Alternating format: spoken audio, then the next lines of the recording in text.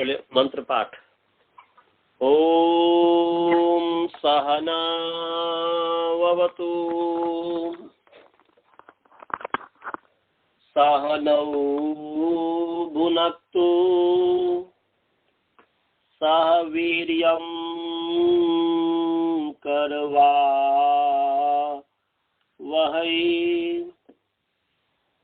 तेजस्विनावधीतमस्तु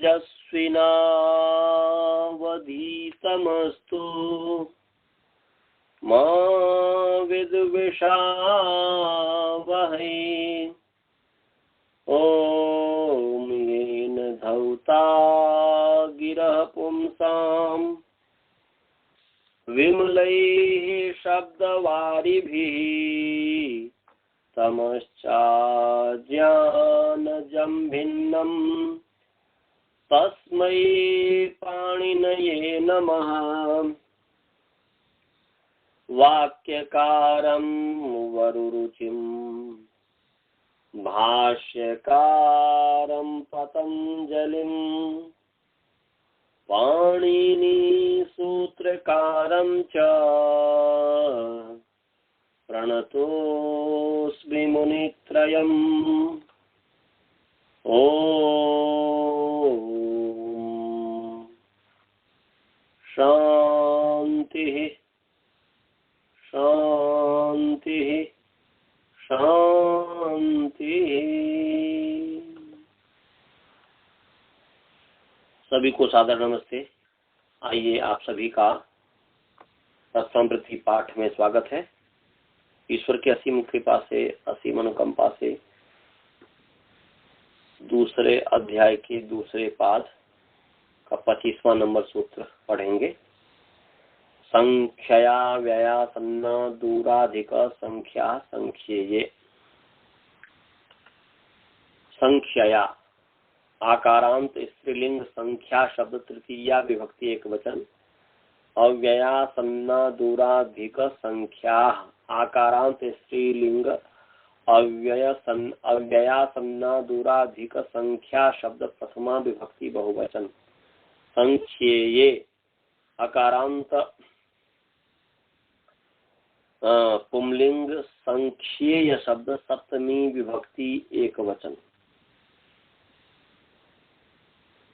अब जो है समास अव्ययम च आसन्नम च अदूरम च अधिकम च संख्या च इति अव्ययासन्ना दूराधिक संख्याः। ये इतरेतर योग द्वंद्व समास हो गया।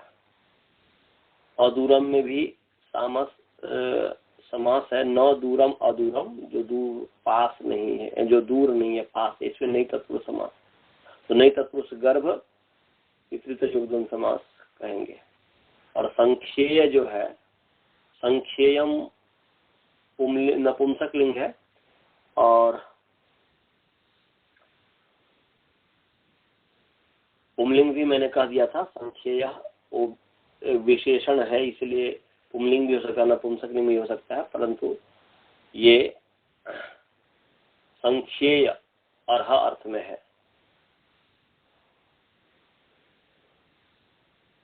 तो संख्येय अकारांत नपुंसक लिंग भी हो सकता है। अकारांत नपुंसक लिंग संख्येय सब प्रथमा एक वचन है। तो संख्येयम का मतलब संख्या के जो योग्य है, मने गण, संख्या मने गणना, गणना के जो योग्य है, अर्थात संख्येयम का अर्थ हुआ गणनीयम, ये अर्थ हुआ।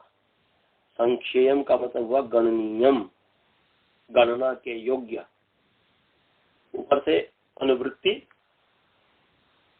जो है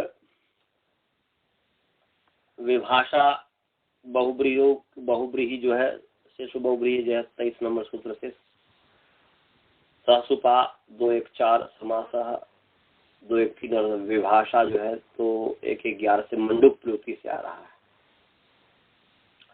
ऐसा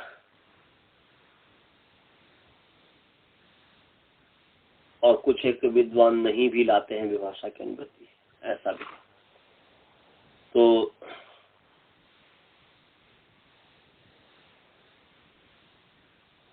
इसका एक कृदंत वृत्ति है अब अर्थ जो बन गया वो हुआ कि पहले प्रथमा विभक्ति वाला कीजिए कि अव्यादयः सुबन्ताः, माने अव्ययम अव्ययम आसन्नम अदूरम अधिकम संख्या इत्येते समर्थाः सुबन्ताः। संख्येये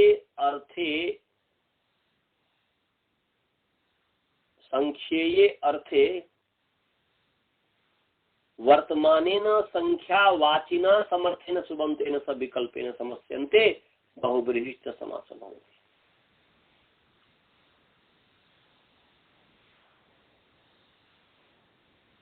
माने अव्यय, आसन्न, अदूर, अधिक और संख्या, ये समर्थ सुबंत संख्येय अर्थ में वर्तमान जो संख्या को कहने वाला जो समर्थ सुबंत है उसके साथ विकल्प से समास को प्राप्त होते हैं और बहुव्रीहि समास होते हैं, वह बहुव्रीहि समास होता है। उदाहरण के लिए दशानां समीपम इति उपदशाः पुरुषाः, ये अव्यय का उदाहरण। अव्यय सुबंत जो है, अव्यय जो सुबंत है वो जो है संख्यावाची, संख्ये अर्थ में वर्तमान जो संख्यावाची जो सुबंत है दश, उसके साथ समास को प्राप्त हुआ है और बहुव्रीहि समास हुआ है, उसका समास हुआ है। मतलब दशानाम समीपम, 10 के समीप, 10 के समीप जो पुरुष, उपदशाः पुरुषाः, 10 के समीप जो पुरुष उसको कहेंगे उपदशाः, माने लगभग 10 पुरुष। 10 के समीप है, 10 के समीप है, 10 से एक कम भी हो सकता है, 10 से एक अधिक भी हो सकता है। तो 10 एक जो हमने माना उसके जो समीप है, जैसे 100 के समीप है 99, 90 इत्यादि, ऐसे ही। तो 10 के जो समीप जो है, जो भी चीज है, वस्तु है, व्यक्ति है, वो उपदशाः हो गया। एक उपदशा। तो यहाँ पर देखिए कि ये अस्वपद विग्रह है, दशानाम समीपम, दशानाम समीपम अस्वपद विग्रह है। स्वपद विग्रह होगा समीप अर्थ में वर्तमान जो उप है, तो उप सु दश जस उपदशा, 10 के समीप जो पुरुष, 10 के लगभग पुरुष। बहुवचन नहीं होगा, एक वचन नहीं होगा। मैं एक वचन बोल दिया, गलत बोल दिया। तो लगभग 10 पुरुष। तो यहाँ पर उपसु और दश जस, अब इस सूत्र से संख्ये अर्थ में वर्तमान 10 है, वह 10 संख्या को नहीं कर रहा है, बल्कि 10 के समीप जो पुरुष है, 10 के वो पुरुष को कर रहा है, 10 के लगभग जो पुरुष है। तो संख्या के जो योग्य है, तो पुरुष हो गया संख्या के योग्य, पुरुष हो गया संख्या के योग्य। तो ये उपदशाः पुरुषाः, ये तो अव्यय जो है गणनीय जो अर्थ में वर्तमान जो संख्या है, तो एक गणनीय अर्थ में वर्तमान संख्या है, इसलिए समास हो गया। तो उपदशाः पुरुषाः हो गया।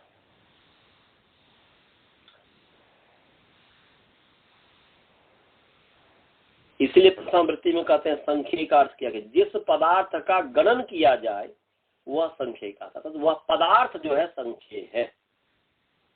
जिस पदार्थ का गणन किया जाए, गणनीय जिसको कहा है कि, तो जिस पदार्थ का गणन किया जाए, जिस पदार्थ को गिना जाए, वो पदार्थ, वह पदार्थ संख्या कहता है, माने वह पदार्थ संख्या है। तो दशानाम समीपम अर्थात दशानाम समीपे, ये 10 के समीप में जो है वो हो गया उपदशा। 10 ये कहता है यहाँ 10 जो पदार्थ गणन किए जा गए हैं वे संख्या हुए, 10 पदार्थ जो वर्णन किए गए वो संख्येय हुए, तो संख्येय अर्थ में वर्तमान यहाँ पर संख्या शब्द हो गया। उनके जो समीप, उस 10 पुरुष, उनके जो समीप,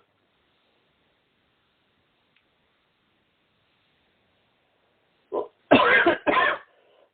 यहाँ पर प्रथम प्रतिकार जो अर्थ कर रहा है उपदशा से कर रहा है कि 10 के समीप जो, या 10 जो पदार्थ है वर्णन किए हैं वे संख्या, उनके जो समीप अर्थात 10 व्यक्ति जो है पुरुष है, 10 पदार्थ है, उसके समीप जो चीज है उसको कहेंगे उपदशा। तो 10 पुरुष के समीप है या तो 9 या 11 व्यक्ति, 10 पुरुष के 10 पदार्थ के समीप पुरुष नामक जो पदार्थ है, तो 10 पुरुष के समीप में 9 होगा या 11 का, तो उपदशा, तो लगभग 10 पुरुष ये होगा। तो यहाँ पर 10 जो है संख्येय अर्थ में।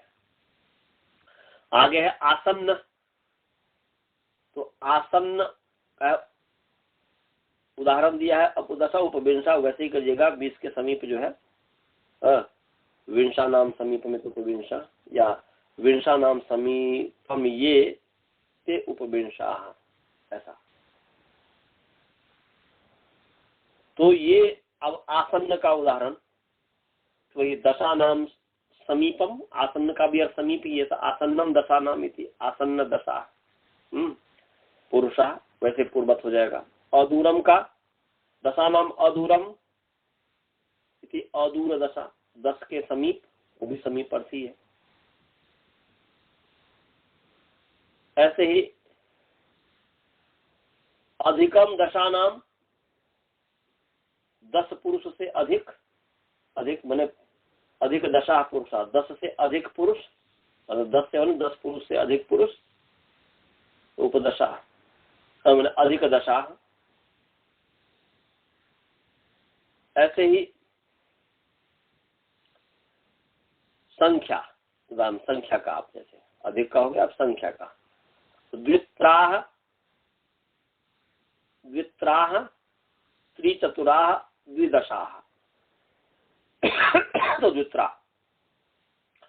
द्वौ च त्रयश्च, द्वौ च त्रयश्च ते द्वित्राः, द्वित्राः पुरुषा, द्वित्राः शब्दाः इत्यादि, 2 शब्द, 2-3 शब्द, तो द्वौ च त्रयश्च ते द्वित्राः पुरुषा, 2 पुरुष और 2-3 पुरुष, 2-3 पुरुष, कितने पुरुष? 2-3 पुरुष थे, ऐसे हिंदी में भी कहते ना, मैं कितने 2-4 व्यक्ति था, 2-4 व्यक्ति था, ऐसा कह देते हैं, 3-4 व्यक्ति था, वही। तो द्वित्रा पुरुषा, द्वित्रा शब्दा इत्यादि, 2-3 शब्द। त्रयश्च चत्वारश्च ते त्रिचतुराः पुरुषा, त्रिचतुराः पुरुषा, त्रिचतुराः शब्दा, तो द्वित्रा शब्दा, त्रिचतुराः शब्दा, या द्वित्रा पुरुषा, त्रिचतुराः पुरुषा इत्यादि, 3-4 पुरुष, 3-4 शब्द। तो यहाँ पर संख्या के साथ संख्येय अर्थ में वर्तमान संख्या है, उसका समास हो गया। यहाँ पर जो विशेष ध्यान देने की बात है कि अनेक अन्य पदार्थ में आपने क्या कहा था, अन्य पदार्थ में वर्तमान। अब बहुब्रीहि समास की व्याख्या करते हैं कि अन्य पदार्थ वर्तमानम बहुब्रीहि, नहीं, अन्य पदार्थ वर्तमानम नहीं, वहां पर प्रायेण शब्द जोड़ दीजिए कि प्रायेण अन्य पदार्थ वर्तमानम बहुब्रीहि, प्रायः अन्य पदार्थ में वर्तमान जो होता है वो बहुब्रीहि।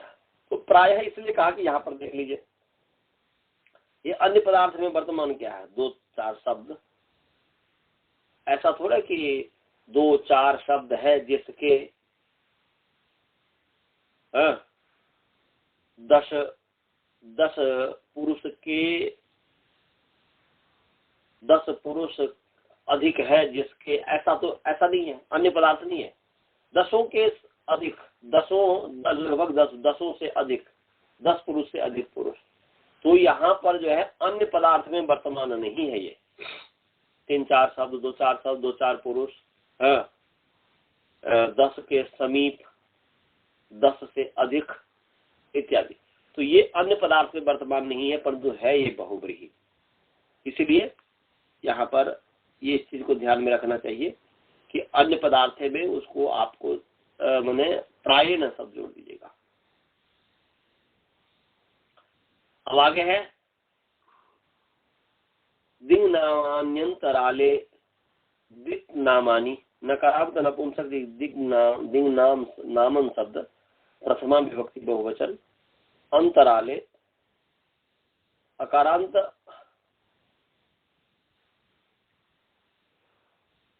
अकारांत पुंलिंग अंतराल शब्द सप्तमी एक वचन या नपुंसक लिंग अंतराल शब्द सप्तमी एक वचन, दोनों हो सकता है, अंतरालम अंतराला। तो समास है दिंग नामानी में, दिशाम नामानी दिंग नामानी, दिशाम नामानी दिंग नामानी, षष्ठी समास हो गया। ऊपर से बहुब्रीहि विभाषा सुप सुपा समास सबके वृत्ति आ रही है। तो अर्थ क्या हो गया जी, दिंग नामानी सुबंतानी समर्थानी सुबंतानी, अर्थात दिशावाचिनी समर्थानी सुबंतानी,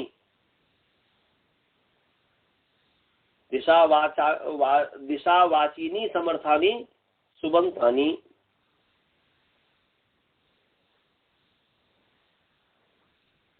क्या है, अंतराले गम्य माने अंतराले वाच्य, ऐसा पढ़े, अंतराले को पढ़े लीजिए, अंतराले वाच्य दिंग नामानी समर्थानी सुबंतानी परस्परम समस्यन्ते, परस्परम समस्यन्ते विभाषा समस्यन्ते, बहुब्रीहि से समास होगा।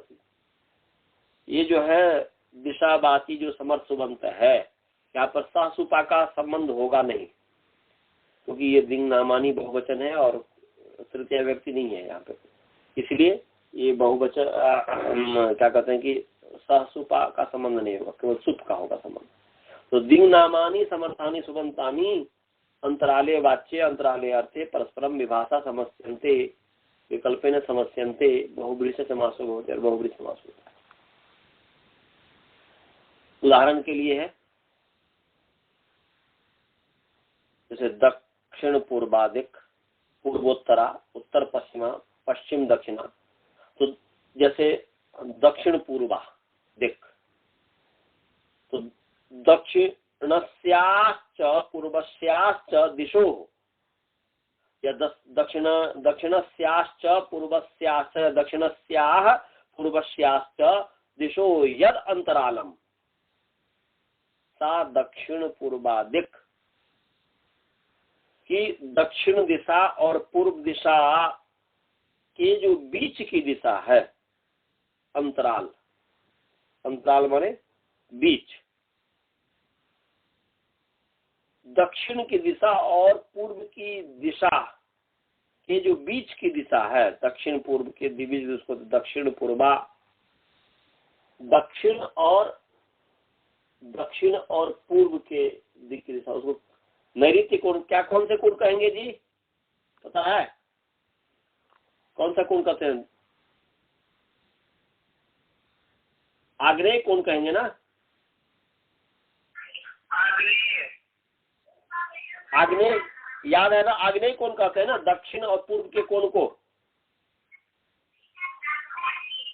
हाँ जी, आग्नेय कोण हो तो नहीं होना चाहिए, आग्नेय जिधर मैंने अग्नि से संबंधित हो, तो दक्षिण और उत्तर के कोण को आग्नेय कहना चाहिए। क्या द्रोण जी, आग्नेय कोण, नैऋत्य कोण और कौन कौन से कोण है? चार कोण, चार कौन कौन सी दिशाएं हैं याद है द्रोण जी? स्वाति जी आपको? अजय देख रहा हूँ, आग्नेय नैऋत्य और एक, हाँ, आग्नेय नैऋत्य वायव्य और एक और कौन है ना, आग्नेय कोण, नैऋत्य कोण, वायव्य कोण और ईशान कोण। ठीक है, ईशान कोण। तो चार कोण हो गए, आग्नेय कोण, नैऋत्य कोण,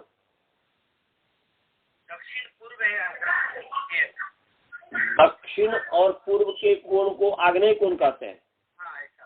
अच्छा, दक्षिण पूर्व के कोण को आग्नेय कोण कहते हैं, और दक्षिण और पश्चिम कोण को क्या कहते हैं?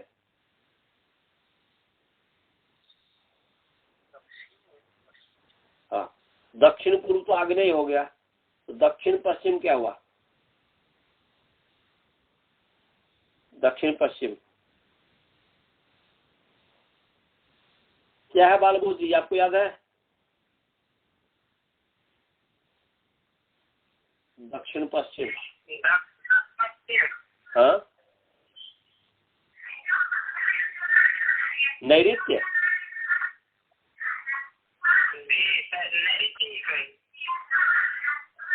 नैऋत्य, दक्षिण पश्चिम नैऋत्य है, तो वायव्य कोण हो गया पश्चिम उत्तर, पश्चिम उत्तर हो गया वायव्य, और उत्तर पूर्व हो गया ईशान। आप देख रहे हैं जी? द्रोण जी देख रहे हैं। आग्नेय कोण तो निश्चित हो गया ना कि दक्षिण, आग्नेय तो वही हो गया, आग्नेय को हो गया पूर्व, और दक्षिण वाला कोण हो गया दक्षिण पूर्व कोण हो गया। दक्षिणास्याश्च पूर्वस्याश्च दिशो यदंतरालम सा दक्षिण पूर्वादिक, माने आग्नेय कोण हो गया, आग्नेय दिशा हो गया। और ऐसे ही दक्षिणास्याश्च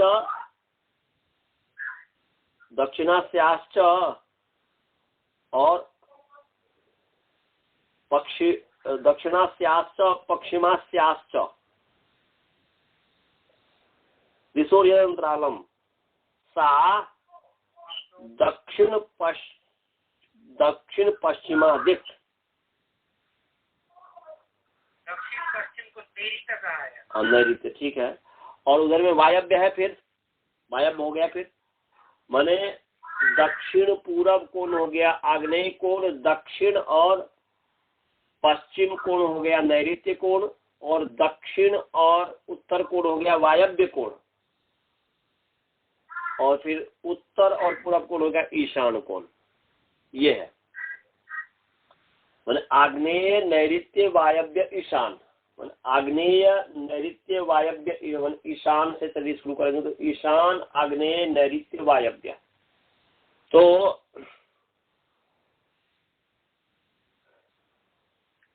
यहाँ पर दक्षिणास्याश्च पश्चिमास्याश्च दिशो यदंतरालम सा दक्षिण पश्चिमादिक, ये हो जाएगा।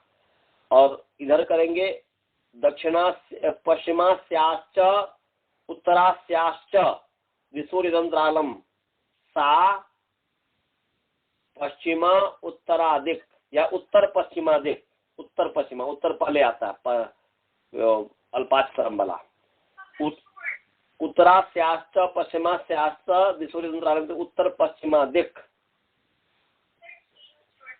और पश्चिम दक्षिणादिक जो दिया है, पश्चिमास्याश्च दक्षिणास्याश्च में दक्षिण पश्चिमा कर दिया था, यहाँ पर पश्चिम दिया है, तो पश्चिमास्याश्च दक्षिणास्याश्च दक्षिण पश्चिम दक्षिणादिक अर्थात नैऋत्य कोण। और पूर्वास्याश्च उत्तरास्याश्च दिशो यदंतरालम पूर्वोत्तरादिक। तो यहाँ पर चारों दिशाओं का वर्णन किया है। मन दक्षिण पूर्वादिक का मतलब हुआ आग्नेय कोण, पश्चिम दक्षिणादिक का मतलब हुआ नैऋत्य कोण, और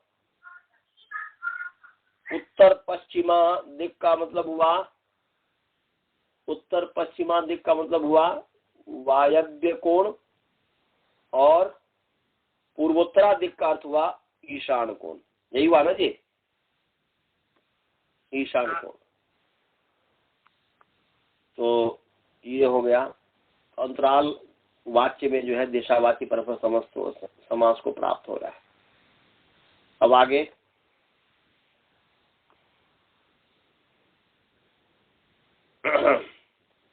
तत्र तेनेदमिति स्वरूपे, तत्र तेनेदमिति स्वरूपे, तत्र जो है अव्यय पद है, तेन तेन सर्वनाम नपुंसकलिंग तत्सव तृतीया विभक्ति एक वचन, इदम सर्वनाम नपुंसकलिंग इदम शब्द प्रथमांत एक वचन, इति अव्यय पद है स्वरूपे अकारांत नपुंसकलिंग स्वरूप शब्द सप्तमी विभक्ति एक वचन। स्वरूप में समास है समानम रूपम ययोः, समानम रूपम ययोः ते स्वरूपे,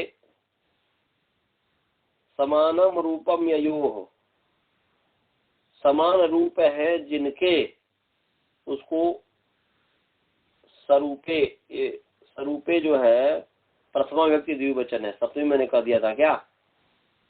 अकारांत नपुंसकलिंग स्वरूप शब्द प्रथमा विभक्ति द्विवचन है। स्वरूपम स्वरूपे स्वरूपाणि, ऐसा। तो समानम रूपम ययोः ते स्वरूपे, समान रूप है जिन दो के, वो दोनों स्वरूप हुआ। बहुब्री समास है स्वरूपे। ऊपर से बहुब्री की अनुमति आ रही है, विभाषा की आ रही है, सुप समास की अनुमति आ रही है।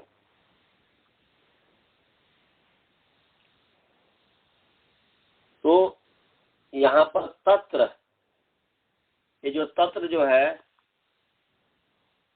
तत्र इति सप्तम्यन्ते, सप्तम्यंत, तत्र से सप्तम्यंत का ग्रहण किया है, उसका अनुकरण किया। तत्र इति सप्तम्यन्ते स्वरूपे, स्वरूपे तो स्वरूप दो है, द्वे पदे।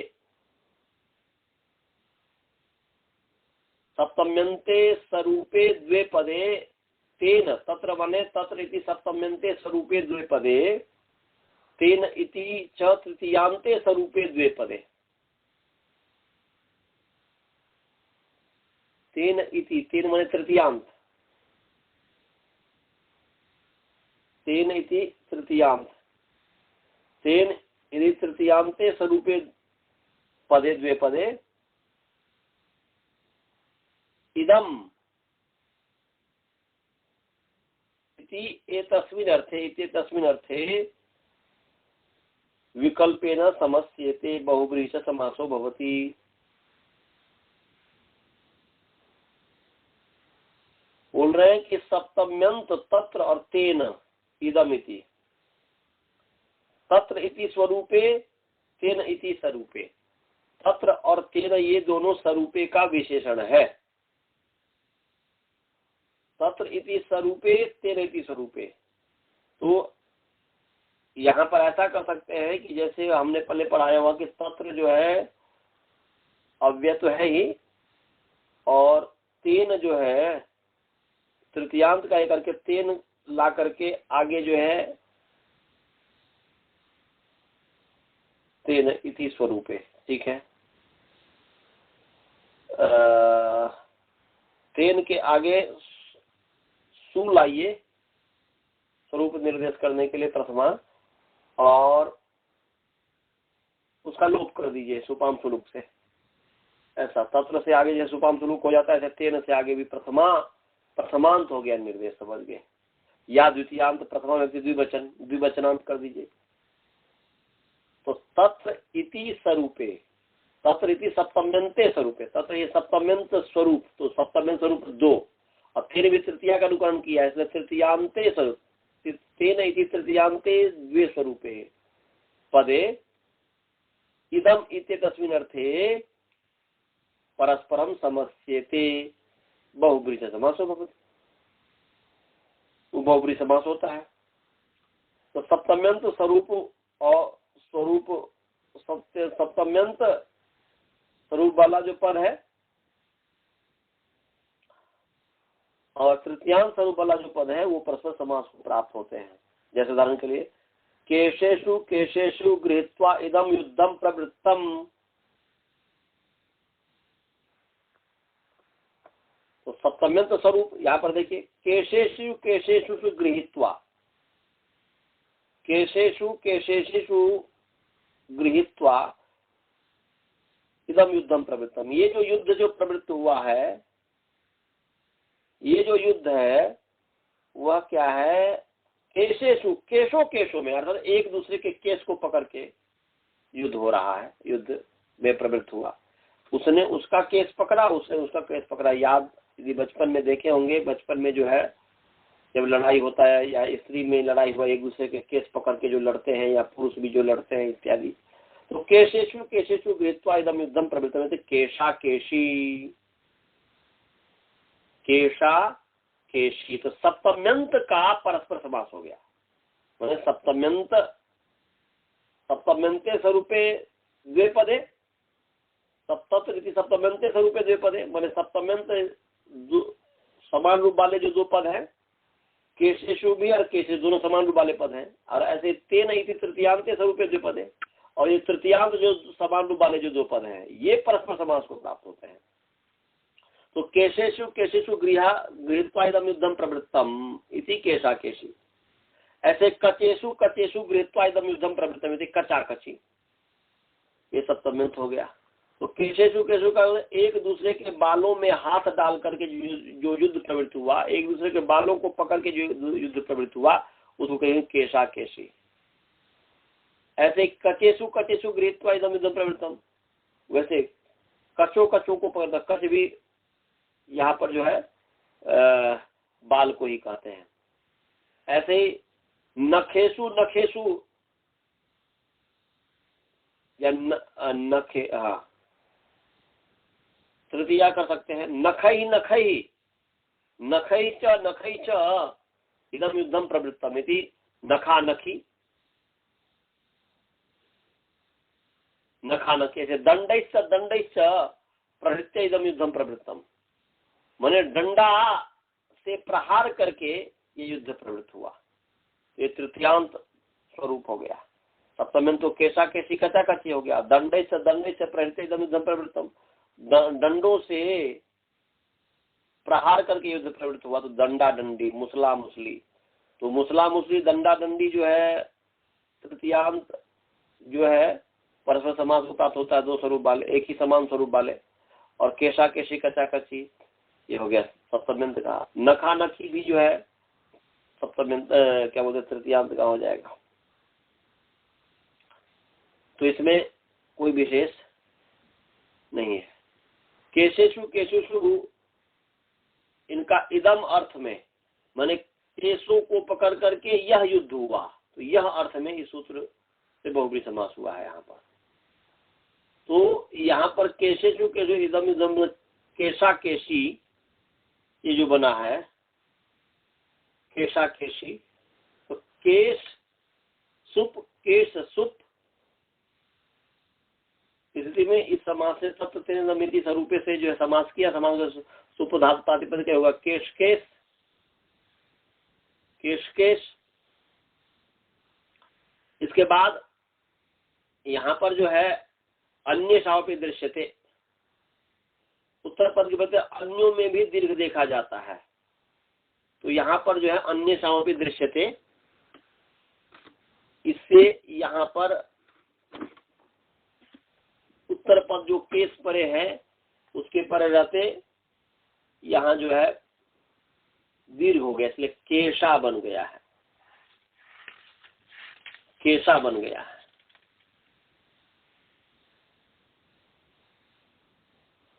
अन्य समापी दृश्यते 6-3-137 नंबर सूत्र है, 6-3-137 नंबर सूत्र है,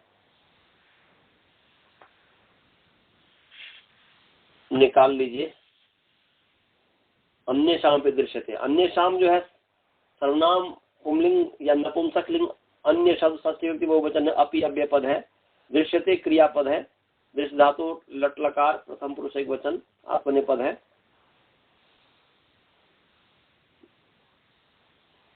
ये जो है आत्मनेपद पद है और ये कर्मवाच्य है, कर्मवाच्य है।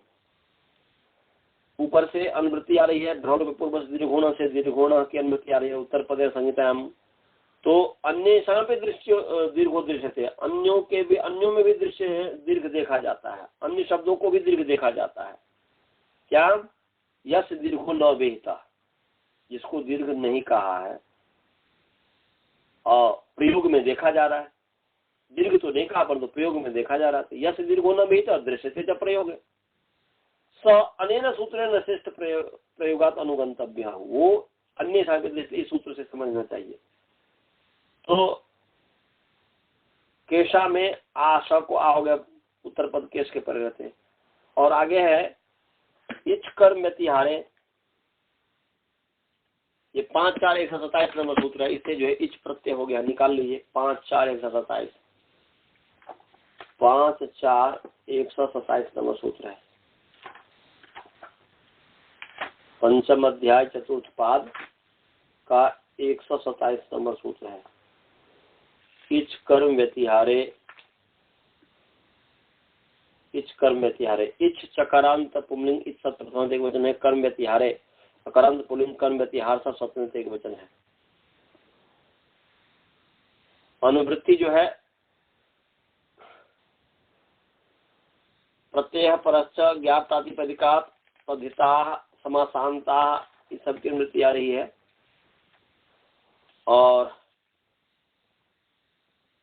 फिर बहुब्रीहु की भी अनुवृत्ति आ रही है।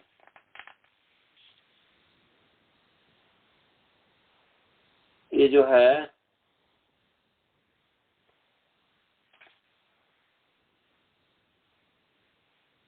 बहुब्रीहु, बहुब्रीहु कितने नंबर सूत्र है जिससे बहुब्रीहु की अनुवृत्ति आ रही है? 5, 4, 113 नंबर सूत्र है। बहुब्रीहु सक्षणो स्वांगात सच, ये जो 5, 4, 113 नंबर सूत्र है उससे बहुब्रीहु की अनुवृत्ति आ रही है।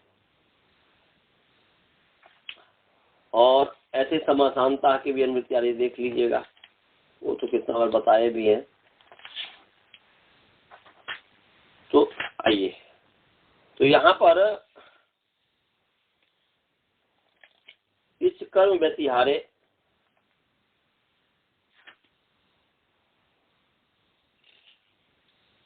तो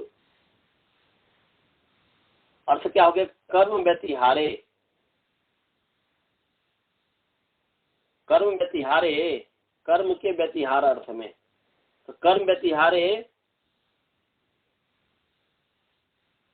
यो बहुब्रीहि तस्मात् इच प्रत्ययो भवति। तो कर्म व्यतिहार में, कर्म को बार बार करना, व्यतिहार अर्थ होता है बार बार करना। तो कर्म व्यतिहार में जो बहुब्रीहि है, केशा केशेषु, केशेषु केशेषु गृहीत्वा, केस केस को पकड़, बार बार कर्म को किया जा रहा है, बार बार उसके केस को पकड़ के उसको आपस में प्रकृत करके जो है लड़ा जा रहा है। इसलिए यहाँ पर कर्म व्यतिहार अर्थ में बहुब्रीहि समास है, उससे बहुब्रीहि समास हुआ, उससे इच प्रत्यय होता है। तो यहाँ पर तत्र त्रिनमिति स्वरूपे से जो बहुब्रीहि ग्रहण किया गया है उसको यहाँ पर कर्म व्यतिहार अर्थ में तत्र स्वरूपे इत्ययम बहुब्रीहि गृह्यते, यहाँ पर और दूसरा कोई नहीं। तो तत्र त्रिनमिति स्वरूपे इस सूत्र से जो बहुब्रीहि किया गया उस बहुब्रीहि को यहाँ पर ग्रहण करके उस बहुब्रीहि से जो है इच प्रत्यय होता है। तो यहाँ पर केशा में तो पूर्व में दीर्घ अन्यथा के दृष्टि हो गया, केशा केश है और इच हो गया। और फिर जो है इसमें जो है पूर्ववत जो है यसित इत्यादि लगा करके, इसी इत्यादि यसित करके सब जो है श का अ का लोप हो जाएगा और फिर इच का ई है तो केशा केशी हुआ, सु आकर के फिर जो है केशा केशी, कचा कची, नखा नखी, मुसला मुसली, दंडा दंडी इत्यादि बनेगा। तो केशा केशी के आगे जो सु है, सु का जो है लोप हो गया है और कुछ भी नहीं है। जैसे दधी इत्यादि बनता है ना, ये दधी, उसी तरीके से बन जाएगा, इसमें कोई विशेष नहीं आ गया। आगे है तीन सहेती तुल्य योगे,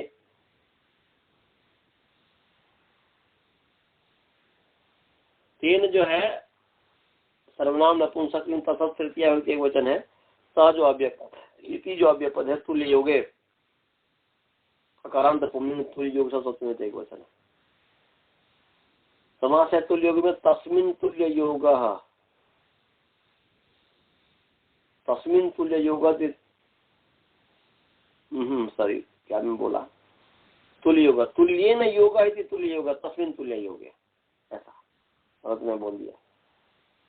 तुल्य योग, तुल्येन योग इति तुल्य योग, तस्मिन तुल्य योग, तृतीय समास हो गया। समानता से जो योग,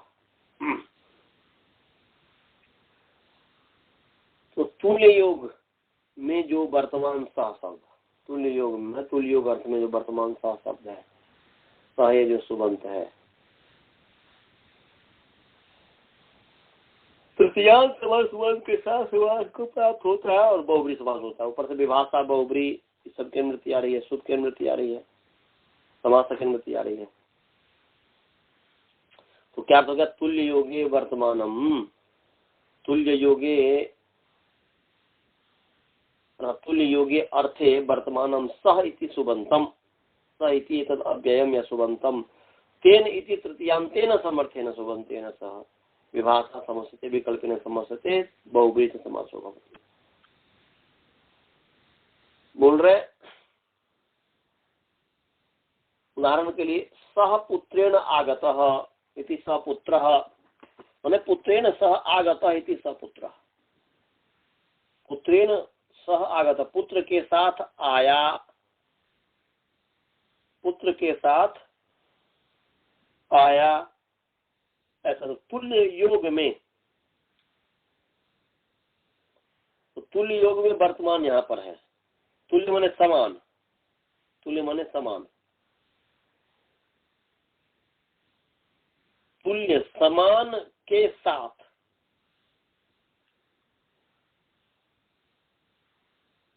समान के साथ। तो देखिए पुत्र के साथ पिता आया, तो आगमन क्रिया पिता का भी हो रहा है, आगमन क्रिया पुत्र का भी आ रहा है, हो रहा है। तो पुत्र के साथ पिता आया,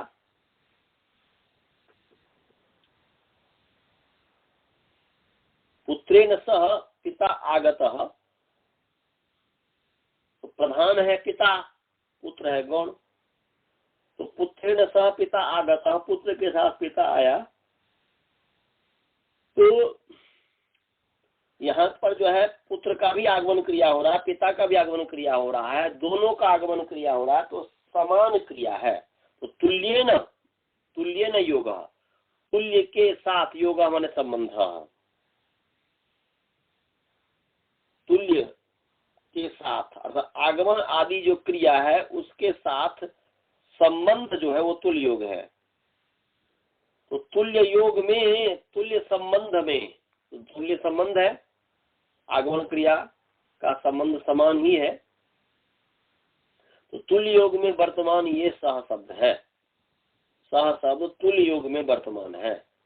तो तुल्य योग में वर्तमान जो है सह शब्द माने पुत्र के साथ पिता आया, माने पिता भी आया पुत्र भी आया। तो तुल्य योग में वर्तमान जो सह शब्द है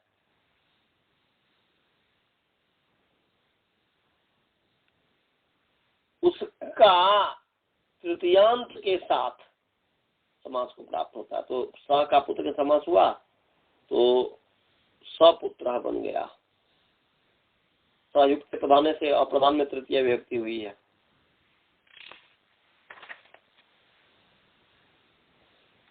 और समास जब होगा, समास होगा तो सहसु पुत्र सु, सहसु पुत्र सु तुल्य योग में वर्तमान है। तो सहसु पुत्र, तुल्य पुत्र सु, इसे तीन सही तुल्य योग समास कीजिए। सपुत्र, सपुत्र से आगे है वोपसर्जनस्य, इससे उपसर्जन जो है उस स को स हुआ है। उपसर्जन कहते हैं गौण को।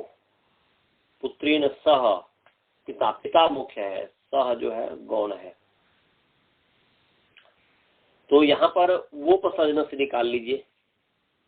वो उपसर्जन 6-3-80 नंबर सूत्र है, 6ठा अध्याय 3रे पाद का 8-3 नंबर सूत्र है, 6-3-80। वो उपसर्जनस्य निकाल लिए। वह जो अव्यय पद है उपसर्जनस्य अकारांत नपुंसक में उपसर्जन सब संचय वचन है। अनुवृत्ति जो है ऊपर से सहस्य सह संज्ञायाम 6-3-77 से सहस्य और सह की अनुवृत्ति आ रही है। तो क्या हो गया? उपसर्जनस्य, उपसर्जनस्य सह शब्दस्य, सह नहीं उपसर्जन से सह से सह, तो उपसर्जन से सह शब्दस्य विकल्पेन स इत्यम आदेशो भवति। माने उपसर्जन जो सह शब्द है, या इसको ये करें कि यस्य समास से सर्वे अवयवा उपसर्जनी भूता, जिस समास का सभी अवयव उपसर्जनी भूत है, गौण रूप है, तो यस्य समास से सर्वे अवयवा उपसर्जनी भूता तद अवयवस्य सह शब्द, उसके अवयव सह शब्द का के उस माने उस सह शब्द को जो है विकल्प से स आदेश होता है। सह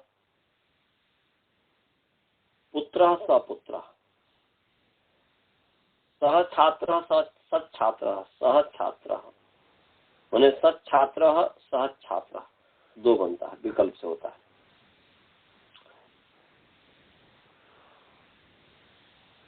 तो यहाँ पर सह और पुत्र, पुत्र भी गौण है, सह भी गौण है, दोनों उपसर्जन है। तो यहाँ पर उपसर्जन से उपसर्जनी भूत जो सह शब्द है, तो उपसर्जनी भूत है ही, उपसर्जन से मैंने उपसर्जनी भूत सह शब्द से विकल्पे न स इत्यम आदेशो भवति। तो सह को स हुआ और सपुत्र सह छात्र सच्छात्र,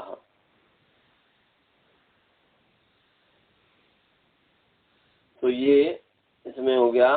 इसमें कोई ऐसा नहीं है कि मैंने सह को स आदेश हुआ है तो यहाँ पर सह को स हो गया तो सपुत्र बन गया, सु ला करके सपुत्र बन जाएगा। ऐसे सह सच्छात्र सह छात्र, समझ गया जी? इसमें कोई शंका है? रोहन जी कोई शंका?